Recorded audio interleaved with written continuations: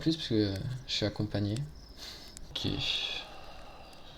Bon, du coup, normalement, tout va bien dans le meilleur des mondes. Et bon, on démarre. Donc c'est cool en plus parce que je suis accompagné sur mon stream, ce qui est assez fou.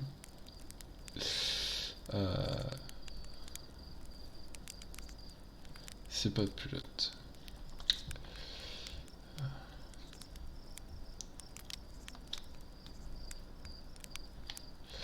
Il n'y a plus qu'à décoller, c'est parti. Les étoiles se sont alignées. Comment ça? Parce que tout me dit de jouer à ce jeu, c'est ça? C'est possible, hein. Donc il faut aller parler à Cornet à l'observatoire pour obtenir les codes de lancement si on veut pouvoir décoller. Est-ce que les étoiles sont alignées? Il y a des choses qui ressemblent à des constellations quand même, hein, ici, là. Mais bon, on va voir ce que ça donne. Bon, du coup, le début du jeu, on le connaît. Donc l'idée, c'est d'aller parler un peu à tous les PNJ pour débloquer des éléments scénaristiques. Et après, on va faire le voyage.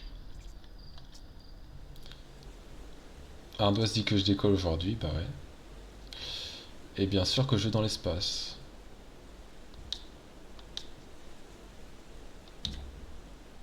Mince, j'ai parlé un peu trop vite.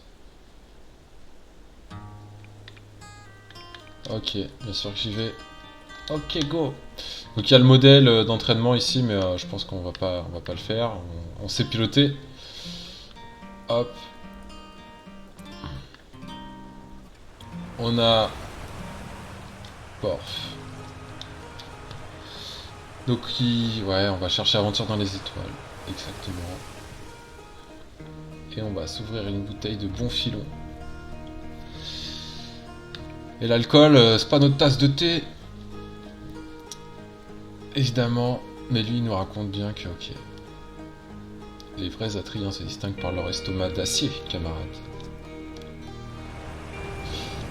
Société de chasseurs-cueilleurs qui part dans l'espace. Endurci ici de maintes expérimentations.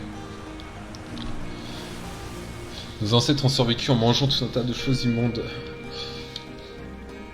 Eh ben, et on a survécu, donc ça veut dire qu'on est solide. C'est-à-dire que dans l'espace, on pourra manger n'importe quoi.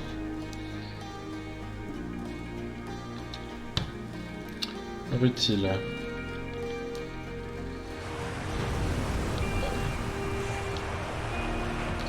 Tout ce que je sais, c'est qu'entre le programme spatial et les micro-fusées de Mika, on a beaucoup plus de choses qui finissent ensemble. Ouais, mais c'est fiable. Donc l'appareil photo du satellite. Donc on a un satellite en orbite et on peut voir des photos. C'est une idée de génie ça, quand t'es développeur. C'est trop bien. On peut prendre des images. Et du coup on peut voir le satellite passer au-dessus de nous. Mais bon je pense que là il a l'air d'être loin. Siège du pilote qui fut celui de Feldspath. Premier vol. Absolument. Difficile de qualifier ça de vol. On a Marne. La plateforme de lancement des fusées est plus toute jeune. Il serait bien d'en construire une nouvelle qui ferait moins fun. Ce gros arbre dans le village serait parfait pour ça. Donc, je pense que la plateforme convient très bien. Tu veux un nouveau Porsche? Je pense qu'il peut juste découper l'arbre. Petite rancœur vers un végétal. Ness, bonjour jeune spationaute. Il paraît que tu quittes le cratère aujourd'hui, et ouais. Alors les instruments des voyageurs c'est important, on a dit. On a le tambour de Child, banjo de Riebeck, la flûte de Gabbro, l'harmonica de Feldspath. Dont on n'a plus de nouvelles, qui est le premier instrument de partie. Ok. Donc si on entend de la musique dans l'espace, c'est sûrement l'un de nos spationautes ou astronautes collègues. Les enfants veulent jouer à cache-cache, ils ont une radio, donc on va jouer avec eux. Et donc ils se cachent avec leur radio et nous on va utiliser l'onduloscope pour les trouver. Donc on ferme nos 4 yeux et le but c'est de les retrouver. Donc je sais où ils sont. Mais c'est trop bien de se dire que l'onduloscope permet de les repérer parce qu'ils ont les radios avec eux. Tiens Spinel. Pêche en rime, pêche en rime. Une chansonnette. Je quitte le cratère, et donc je serai plus là pour vous aider. Donc lui il irait sur Léviat. Gabro a parlé de son premier voyage sur Léviat.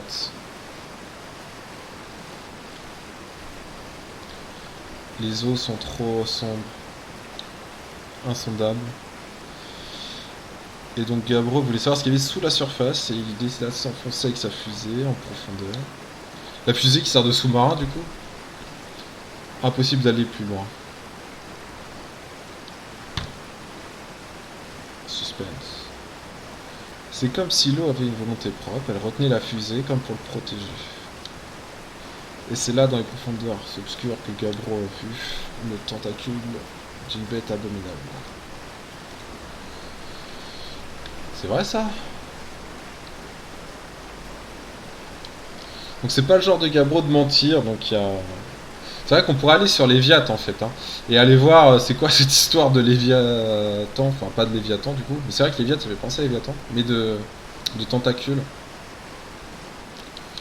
Donc l'idée ce serait d'aller sur Léviathan pour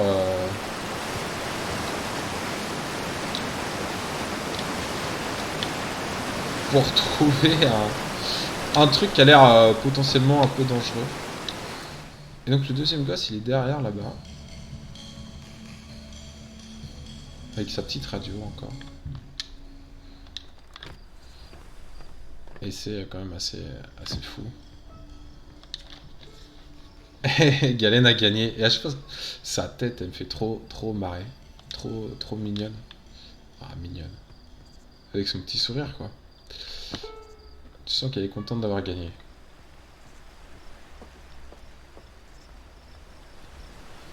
Donc ensuite, tac tac tac. Donc la cave Zero Gravity et l'observatoire.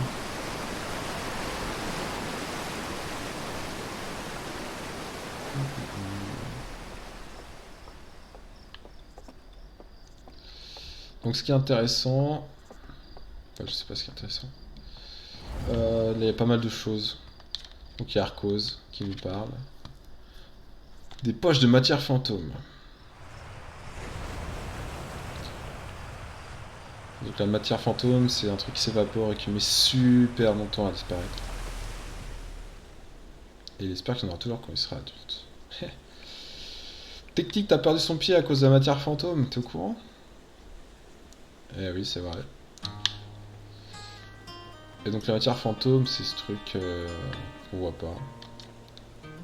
Donc là, panneau danger. Hein. On peut voir le nu. On peut la détecter avec une caméra. Et c'est un truc qui est fatal. Parce que c'est extrêmement froid. Mais voilà, si on prend une photo, on peut la voir.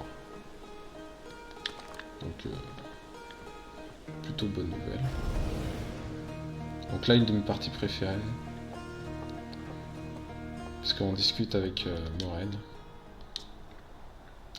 Donc on lui demande ce qu'il fait, hein. Et il se sert de son onduloscope pour détecter les sons provenant des planètes éloignées. Et il est réglé sur la fréquence du problème d'essai pour capter la musique des voyageurs.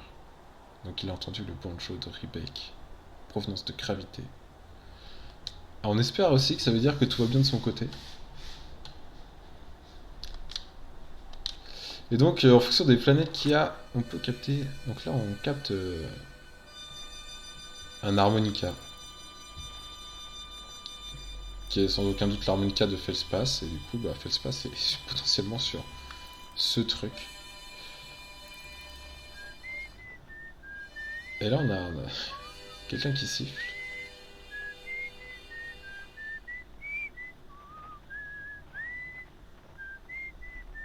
Cette musique.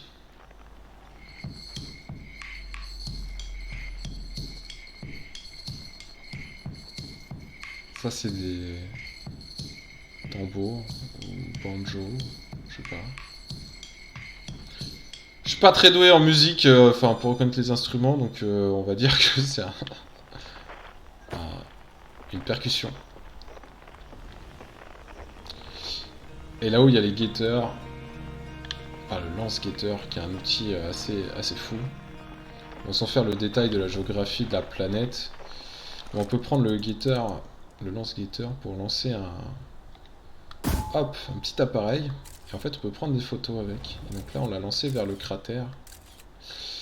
Et donc Tektit est vers ce cratère. Hein.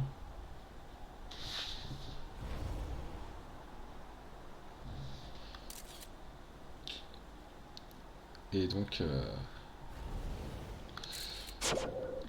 voilà, ça c'est un outil utile. Allons dans le général. C'est quoi le général? On perd pas trop de temps.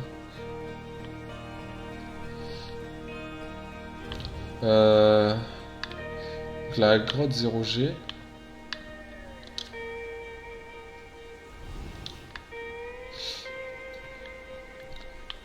Donc qui sert d'entraînement, enfin de zone d'entraînement quand on se balade dans l'espace, enfin dans un espace à 3 dimensions. Petite crise d'angoisse, tu rigoles? C'est ma vocation. On a dû aller te repêcher dans le cratère près du pôle sud. Non mais... J'étais débutant à l'époque. C'est plus pareil. Bon, il y a un appareil de forage défectueux qui aurait besoin de réparation. Allez, c'est parti. Un satellite à réparer. Quand tu parles des instruments, simplement pour dire que trouver le nom, c'était mieux de dire percussion. Ah oui. Effectivement, c'est une percussion. Non mais en fait, enfin, je pense qu'ils ont pris des instruments qui sont assez distinguables. Mais je suis quand même assez mauvais pour pas réussir à les distinguer. Parce que j'ai déjà oublié, mais je crois qu'il y a tambour, djembé, enfin... Il y a deux instruments qui, a priori, dans mon vocabulaire musical, sont assez similaires. Donc on va devoir réviser tout ça, peut-être. En tout cas, l'harmonica, on l'a reconnu. L'harmonica et le sifflement, ça va. Mais en fait... Mais oui. Ne soyons pas trop ambitieux sur nos connaissances. Tuf. Je viens passer un peu de temps en apesanteur.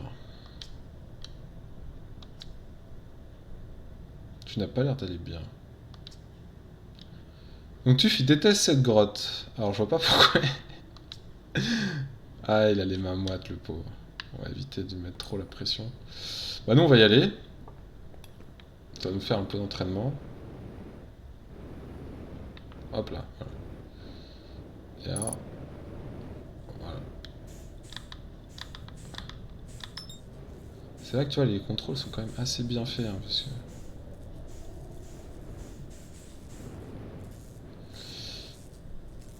Enfin... Moi, ça m'impressionne. Ah non! Voilà. On va se mettre stationnaire par rapport au truc, on va se rapprocher, voilà. Alors le coup d'avoir un bouton pour se rendre stationnaire par rapport à notre cible, c'est vraiment exceptionnel. Hein. Parce qu'en fait c'est toute la problématique de la mécanique dans l'espace, je pense. C'est d'être en mouvement par rapport à un corps qui est en mouvement lui-même. Tout ce qui est problème de référentiel. Et donc voilà, pouvoir se mettre dans le même référentiel qu'un objet qui est en mouvement. En 2D, on n'a pas... Enfin, en 2D. Sur Terre, on n'a pas ce problème parce qu'on est automatiquement dans le même référentiel que le sol. Et donc, bah, on a toujours un référentiel. Dans l'espace, on a parfois pas de référentiel, par nous-mêmes. Du coup, c'est plus difficile de se mouvoir par rapport à des choses qui existent. Voilà. Donc on a réparé, on a démontré notre maîtrise de trucs 3D et on va pouvoir repartir. Alors là, pour repartir,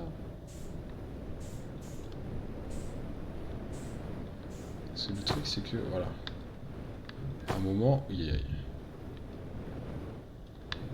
on va retrouver un semblant de gravité.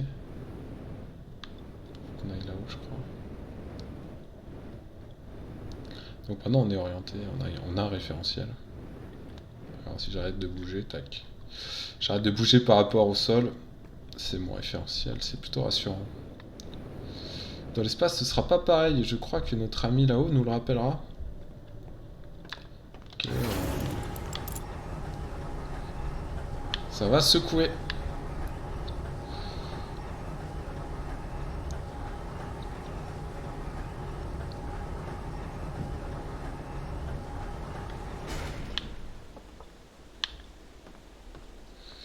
Donc voilà, Gosan, à qui il manque un œil. Je sais pas comment il a perdu son œil. En tout cas, voilà, on a réparé. Donc il nous dit, voilà, c'est moins tranquille dans le vide spatial, mais si on évite les collisions, tout va bien. Allez, c'est parti, on va chercher les codes. Donc il y a l'observatoire qui est là-bas. L'ambiance est quand même chill, hein. On s'éclate. J'adore.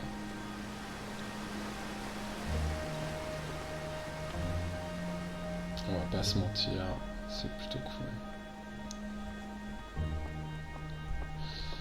Donc là on arrive à l'observatoire qui est en fait un musée. Donc ça c'est le tableau qui nous présente les 4 membres fondateurs du programme. Donc il y a Feldspath, Ardoise, Cornet et Gosan. Et bon, en fait il y a 4 personnes ici, il y a 5 signatures, je sais pas du tout si il y a un easter egg ou un truc, mais c'est rigolo. Le drapeau sur la lune. Al, notre ami Al, qui nous parle du traducteur portable. Donc on va pouvoir traduire des textes nomai. Donc faut prendre bien soin de l'appareil. Moi j'ai hâte de partir dans l'espace, mon gars.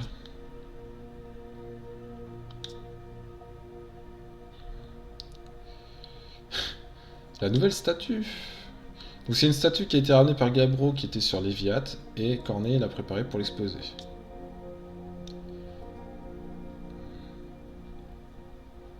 C'est vraiment bizarre la fourrure.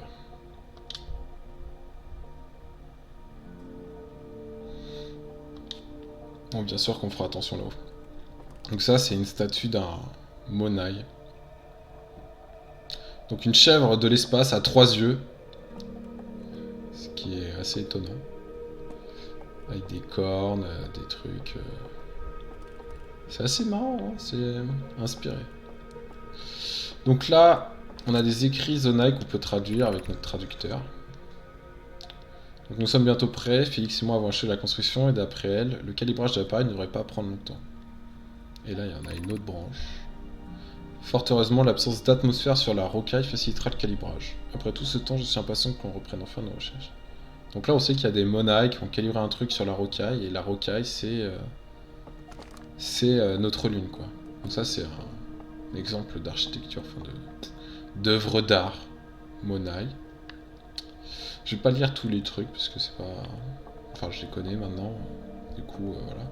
Un squelette Monaï, qui ne possède que 3 yeux, comme c'est écrit sur la description.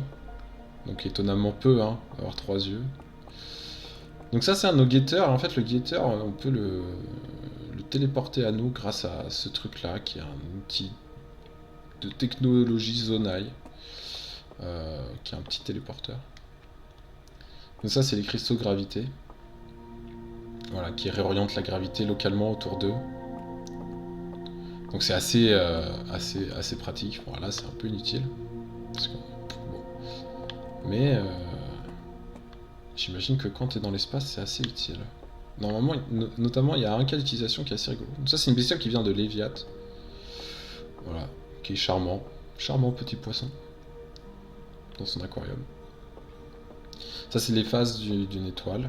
Donc, dire soleil classique. Donc, ce qu'ils disent, hein, soleil classique, là, c'est fusion de l'hydrogène et de l'hélium. Là, donc une rouge géante. Donc en fait, l'hélium et l'hydrogène fusionnent, ça donne des atomes plus lourds. Et donc il y a un effet, enfin, je sais pas, il y a un effet gravité. Donc c'est plus lourd, il y a plus de gravité, ça chauffe. Donc ça dilate, on va dire la surface. Et à la fin, elle explose. Enfin, le noyau devient tellement lourd que l'étoile s'effondre sur elle-même et explose. Bon, supernova. Voilà, truc bleu comme ça. Et donc, c'est ce qui va arriver un peu à tout le monde. Ici, on a la pierre quantique. Donc, c'est une pierre.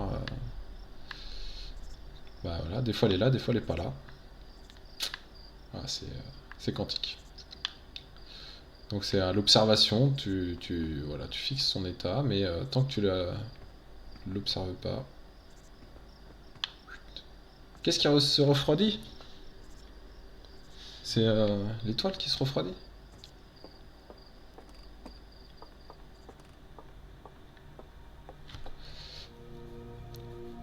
Je t'avoue que je connais pas bien tout ça. Mais ouais, il doit se passer des trucs pas terribles. Et ça, c'est l'expo que je préfère dans le musée. C'est c'est des boules en fait qui sont sur un plan. Et en fait, avec la gravité de la Lune qui tourne autour de la planète, comme ça, là, tac, tac, tac, tac, tac. Elles vont être attirées par la Lune. Donc là, elles sont de ce côté-là, donc la Lune est plutôt dans ce côté-là. Et quand la Lune aura fini d'orbiter plutôt de l'autre côté, elles vont bouger, quoi. Et c'est exactement comme ça que fonctionnent les marées. Donc voilà. Donc là, on a la marée haute qui commence à se retirer. Et hop, de l'autre côté, là, la marée basse va devenir une marée haute, parce que la Lune est passée de ce côté-là. Alors le Soleil au cours du process, oui, une géante rouge est plus froide qu'un Soleil. Ah, on a besoin d'une vérification quand même, parce qu'on n'est pas sûr. Est-ce que les éléments... Parce que la géante rouge, pour moi, en fait, elle chauffe. Enfin, elle chauffe, hein, c'est écrit. Et en fait, en chauffant, ça va dilater le Soleil, ce qui le fait gagner en volume, non?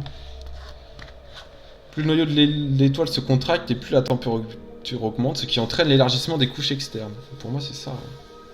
Et l'étoile devient alors une géante rouge. Lorsque le noyau est assez chaud, il commence à fusionner l'hélium en carbone. Voilà, donc ça...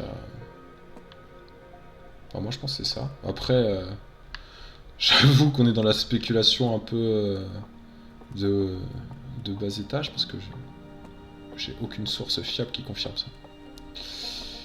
Mais c'est ce que je comprends. Et là, on a l'observatoire, donc on a corné avec les codes de lancement, et on a la carte, qui est juste trop magnifique. Beaucoup trop magnifique. Et donc en fait, quand on sortira, on pourra aller explorer un de ces trucs de notre système. Donc il y a un truc ici. Là, brillant. Il y a plusieurs planètes, donc il y a Gravité avec la lanterne, qui est sa lune. On a Atrebois avec la rocaille, qui est sa lune. On a Sablière et Sablière Rouge, qui sont deux planètes en fait, qui sont l'une à côté de l'autre. Alors il y a un truc qui tourne autour du Soleil, voilà, c'est ce truc-là, pas ce que c'est. Mais il est très très proche du Soleil quand même. Donc on a Léviat, qui est... avec un truc qui tourne autour aussi. Hein.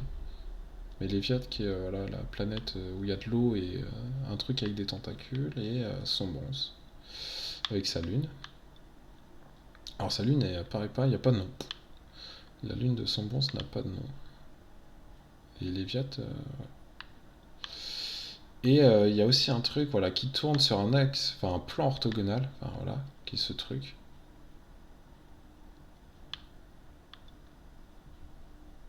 Enfin, y a un truc qui tourne, quoi. Donc ça fait des mystères à explorer. Et donc ça donne envie. Donc on va récupérer les codes de lancement. Bonjour Cornet. Les conditions météorologiques sont bonnes, donc on peut prendre notre envol. Et en plus on est premier à partir avec un traducteur Nomai. Donc on va pouvoir faire des choses.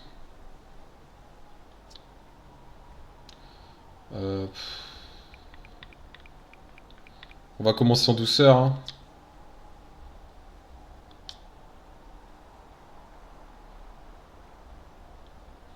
Donc on peut aller sur la Lune et aller voir Esker. En plus, on ne sait pas à quoi servaient les ruines Nomai sur la rocaille, ni pourquoi elles ont été construites. Donc par exemple, voilà, on peut aller sur la rocaille, notre Lune, et aller voir ce que ça dit.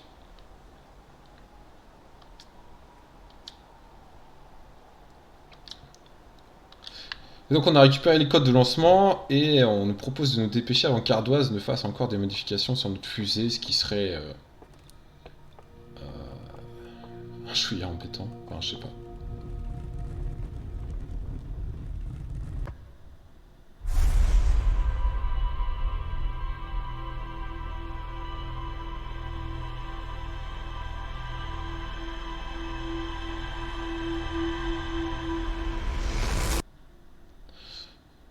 Ok, alors ça ressemble à un truc pas du tout normal. On va pas se le cacher. Et en fait, c'est le genre de... Je sais pas, c'est un point de sauvegarde. J'ai vraiment trouvé. La statue a fait un truc bizarre, mec. Comme une hallucination. Est-ce que médicalement parlant, on peut me laisser décoller? Bah oui, c'est pas parce qu'une statue fait des trucs bizarres que je peux pas décoller. Il y a un truc qui cloche avec la statue.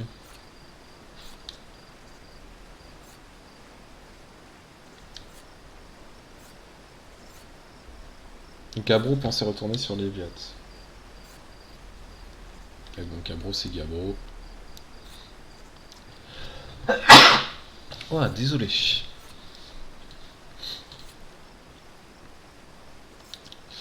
Il y a quand même des choses qui nous disent va sur Léviat, quoi. Hein, parce que sur Léviat, on a récupéré une statue bizarre.